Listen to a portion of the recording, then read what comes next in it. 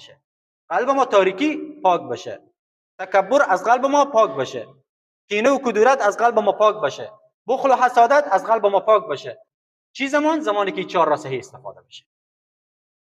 به این خاطر پیامبر الله سبحانه و تعالی در سوره بقره آیت 74 میفرمایند شما هم مانند کی؟ مانند قوم بنی اسرائیل. قلب انسان سخت میشه. پیامبر میفرمایند ثم قست قلوبكم من بعد ذلك، بعد از اتفاقی که بر بنی اسرائیل افتاد، بعد از این اتفاق دل اینها، قلب اینها فهی کالحجارة، و مانند سنگ قلب اینها سخت شد.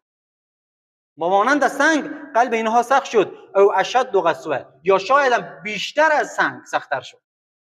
قلب انسان سخت میشه، هر چی بگی نمیشنوه، هر چی بگی فکر نمیکنه، هر چی بگی اصلاح نمیشه. چرا؟ به خاطر که قلب یا سخت شده. قلب انسان که سخت بشه هیچی نمیپذیره. وقت